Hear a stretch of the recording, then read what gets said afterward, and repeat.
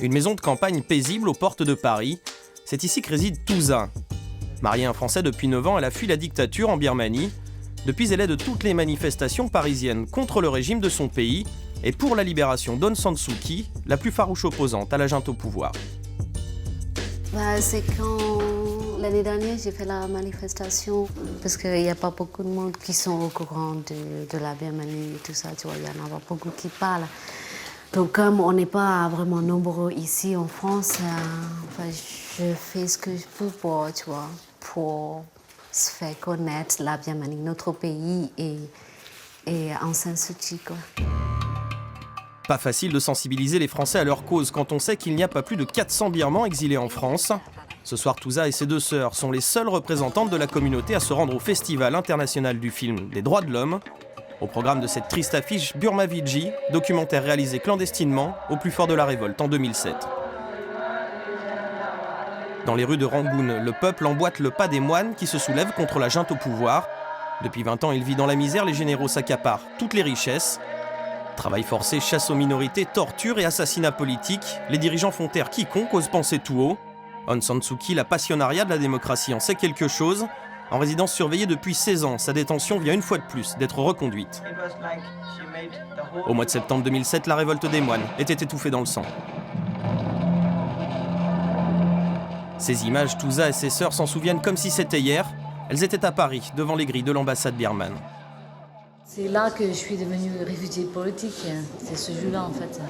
Quand je suis arrivée en France, j'étais étudiante. Et là que j'ai commencé à participer à toutes les manifestations. Au milieu des manifestants à l'époque, des espions de l'ambassade ont alors fiché tous les Birmans présents. Les 3 sœurs savent alors qu'elles ne peuvent plus remettre un pied au pays. Par rapport aux autres qui ont donné leur vie, ce qu'on a fait, c'est rien, mais c'est sûr que c'est un truc très dur à supporter de ne plus retourner dans son pays.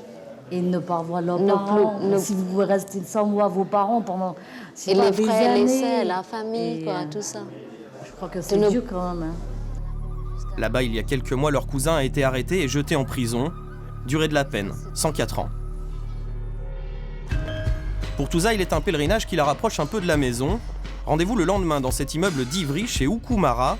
Ukumara, c'est le Ouzin, autrement dit le moine bouddhiste, le seul religieux birman réfugié en France. La plupart du temps, quand on est très réfugié, on a des problèmes. Surtout quand on a des problèmes, on a besoin de Ouzin, on lui parle. Et lui, il aide beaucoup les gens qui sont ici, les réfugiés surtout. Il fait tout ce qu'il peut, quoi.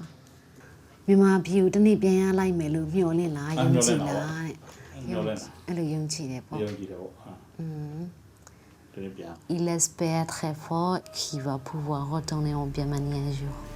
Ici comme là-bas, les moines vivent des offrandes des fidèles.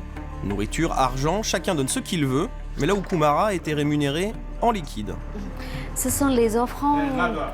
Les Birmans ont fait là, ici, pour Ouzin, quoi. En fait, les Birmans sont très, très généreux, tu vois, pour faire les offrandes quand on a des moyens, quoi.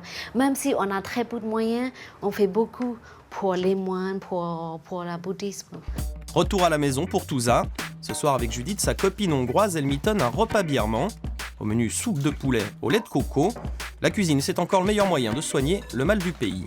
En fait, quand je suis arrivée en France, je ne savais pas manger le fromage et la viande rouge et tout ça, quoi. Et puis, il n'y avait pas de piment, donc ça me manquait. Je me suis dit, non, je pourrais pas et tout. Et j'appelle ma mère, oui, il faut que tu me donnes les recettes, comment on fait la gueule. Donc, à la fin, elle m'envoie les livres et tout ça. Aussi, elle me dit au téléphone et je note. C'est comme ça que j'ai appris la cuisine birmane. Depuis qu'elle est en France, Touza a obtenu une licence de langue et civilisation à la fac de Marne-la-Vallée. Elle a rallié camarades, professeurs et tout son entourage à la cause birmane. Avant de connaître Touza, est-ce que vous arriviez à placer la Birmanie sur une carte? Ah non, non, pas du tout. J'aurais pas dit. J'aurais dit que oui, c'est en Asie, mais où exactement, aucune idée. Alors là maintenant, je peux le dire.